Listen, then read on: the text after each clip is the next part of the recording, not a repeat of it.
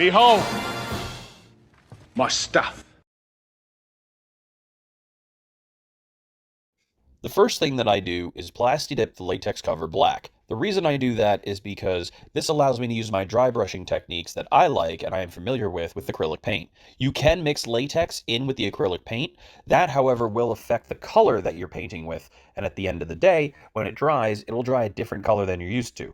Using the black plasti dip allows me to have true color represented when I'm painting, and therefore I can get the mix exactly the way I want. As you can see, the flaps have not been folded over, but the innards have been put in, so there is solid backer against this cover. I like to mount the cover plasti dipped before I paint. So the next thing that we're going to do is just cover this whole thing with chocolate brown. I have a specific chocolate that I use. The one that I like the most is this raw umber. I like that color a lot. It's really a very good base coat, particularly when you start adding in additional colors and things like that. But I give the whole thing a very nice coat, and very, very important, I only do strokes up and down. I do not do left and right or diagonal when doing the base coat. The reason being is that I only want it to catch in one direction so that every single inch is not exactly covered in the brown. I really do want some of the black to still show through. So by doing it in one direction, some black still shows through. The next is I'll take a very, very small amount of burnt sienna and do some diagonals right near the edges and right on the spine, and kind of just do crisscross brush strokes just to add a tinge of red into the corner areas a little bit. And that's just for variance. I will also make those a little bit around some areas of the lips, maybe some areas of the eyes. Some of the highest peaks I'll just hit with a little bit of red, and that's just for some variance, nothing more. And then I'll take a completely dry, smooth, soft brush and just blend that in so that there's no stark contrast for it. Next, I'm going to move over into a raw sienna. The raw sienna has a much more orange look to it, and this is where the base formation of my color comes. Now, what's important to remember is that the raw umber is still wet. So by going in with diagonal strokes of the raw sienna, these colors will mix as you're painting. And in so doing, now you're going to get them mixing only on the top layers. So it's sort of combining dry brushing and mixing at the same time. And I don't know if there's an easier way to do it, but I get the exact color that I like and the exact depth that I like. So I tend to do it this way. So this is the only time I'll mix colors pretty much when the base color is still wet. And this allows me to get the look I want. So I do the crisscross pattern over the eyes, over the nose, over the mouth, the highest points, the full spine, and then I work my way in from the stressed corners inward on the back cover. The reason I do that is because the light areas are going to be what I feel are the most handled, and so the highest points are lightest, so I try to get those the most. And then when there's almost little to no paint left, I'll go over all the other highlights. There's a ton of highlights in this sculpture, and so I want to make sure that each one is caught. I really don't care for a technique for the flaps that overlap. I just want to transfer the color so that there is a seamless transition. I try to keep as much of the light color away from the seam of the spine as possible. I like there to be a darker deviation there, so I tend not to go in there that way.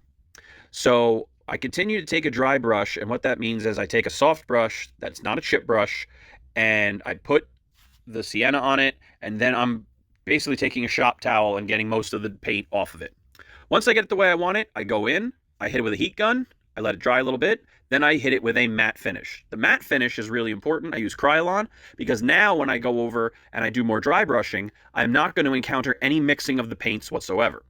You can see I left the face predominantly black. The reason being is it's going to show more of a depth. So the cover on the back is flatter, so you'll see more of that color. So now I'm going in and I'm doing essentially just the raw sienna as a highlight dry brush. This is not, however, going to be the only highlight that we do. So I'm going in and I'm starting from the corners and working my way in towards the middle with diminishing amounts of paint. This is going to allow me to get the achievement that I want, which is that the stressed areas, which appear to be the highest, the edges, have the brightness, and then that fades as you get in towards the middle of the book. Same thing will happen on the spine. I'm pretty much just going to do the whole spine up and down.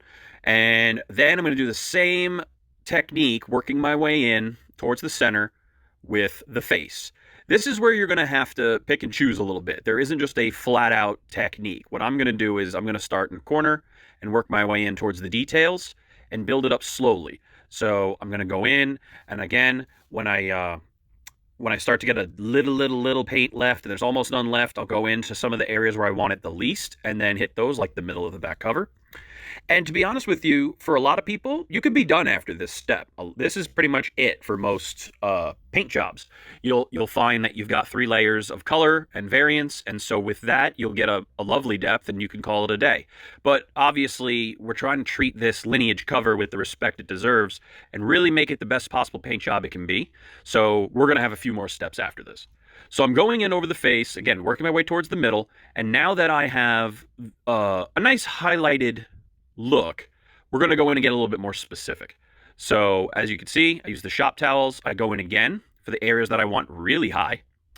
And this is where I catch the lips. This is where I catch the nose. This is where I catch the eyes and the biggest folds on the face. So I'm not doing the whole thing with the most paint, but I am working my way outward now from most paint to least paint. And you're going to get a very, very, very strong view of how this now looks under the light. So now you're going to be able to start to really see some of these folds and creases and wrinkles pop. And again, this is under a very harsh light. So if you could see it here, imagine how well it'll photograph when that's out of it. And now I'm going to put a ton of paint just into the flaps that overlap. A lot of that I cut away anyway when I finish the book. But again, I just want there to be that consistency. So we're going to continue to use that raw sienna. It's a wonderful color when you use it in variations over that raw umber base. And like I said, just that little bit of red here and there gives us just enough variance to create a depth. You'll notice I'm not really going intensely into the mouth and things like that. We're going to get to that later.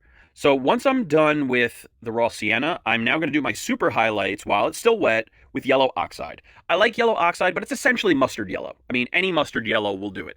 I feel that the mustard yellow, when you mix it over a wet orange or brown, you get this sort of dirty, rotten fruit look, which I really like, and I wanted that for the face. So I'm going in first, I'm starting on the lips, and I'm going in and making sure that it's not arbitrary. I'm going in and getting deep into the crevice where the mouth is so that it's all covered.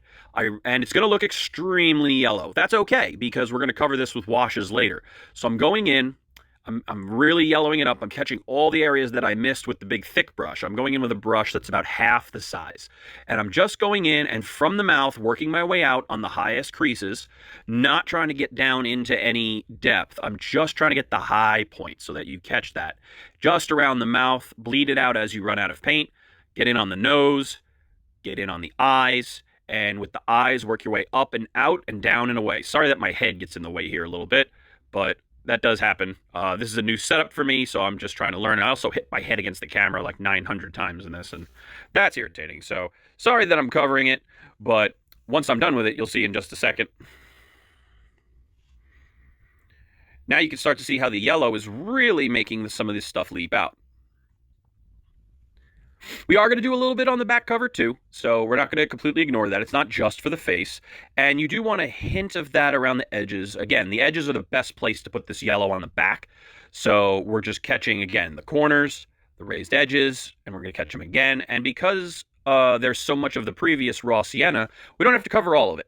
We just really need to catch the end of it and then blend it so that there's a nice transition. Catch a little bit on the spine just because the spine is out there and you want to have that smooth transition over. Now we have a really nice transition. Now I'm going to go back in with the raw sienna and cover, for lack of a better term, the bottoms.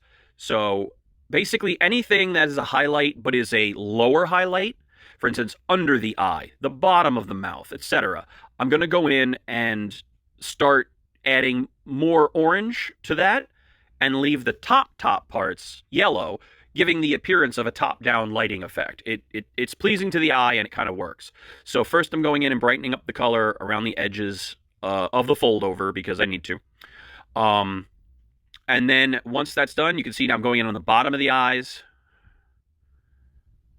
We're going to do the same thing on the bottom of the mouth and blend that out. And again, my head is going to get in the way, and I apologize. But under, even with the upper lip, it's the bottom of the upper lip. It's the bottoms of all that. So we're catching a lot of the bottom, and we're going to blend that out. We're going to use the brush to blend that out.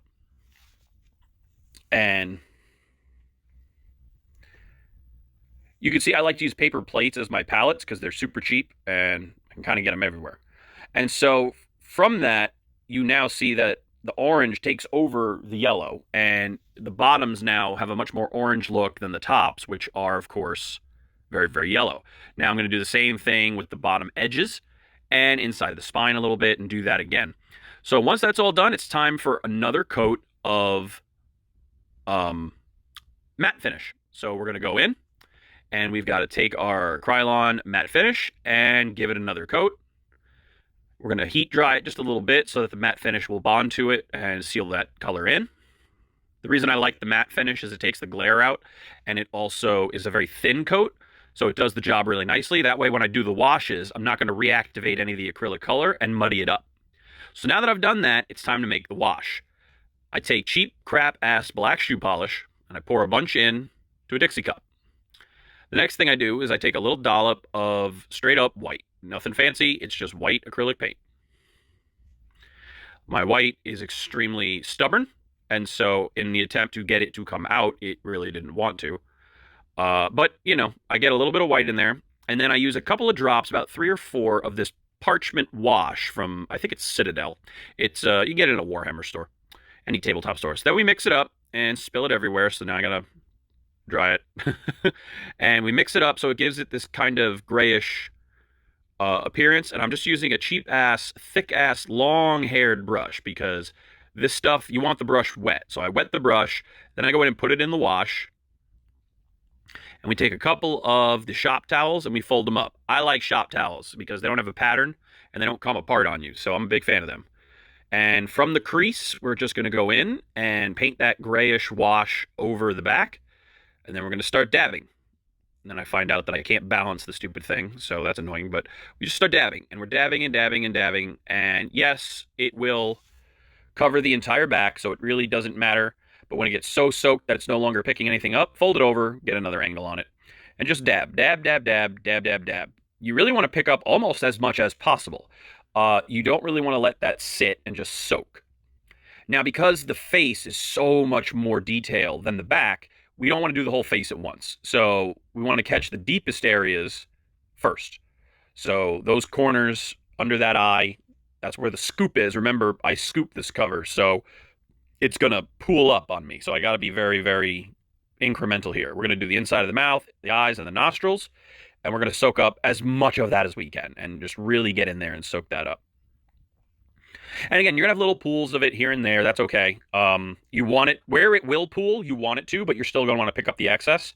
So now we can go and pretty much brush the whole thing and just give it a very light coating. Give the spine a nice light coating for the areas that we missed, and then use a very dry piece and just get in there and soak the gray up. So what this is going to do is completely hide any of the stark transition you had between the yellow and the raw sienna. So that'll make them blend a little better. It'll take some of the harshness out. It'll flatten it a little bit. It'll desaturate it just a little bit and just make it look a little older. And kind of give it a little bit of that gray tinge that you do see on screen. Now, on screen, it is color grade of the film, but we can now really work that in and make it and honor that with a little bit of our paint job. So now you can see that we go in with the heat gun, dry up what we can, try to get a look at how that color is, and then go back in and dab some more anything that's left, really take some corners and get into some of the really deep creases. And then look for touch-ups, what needs to be touched up last minute. Fortunately, this really didn't require any touch-up, so I was able to just kind of leave it and move forward. But that's an Evil Dead 2 cover, and it looks really good. And, of course, this is the inside where we're going to mount the pages. These will all fold over, and you can kind of see how those corners will be preserved from the lineage pull. These corners were sculpted on, so the flaps were sculpted on in order to help me make the book for the person.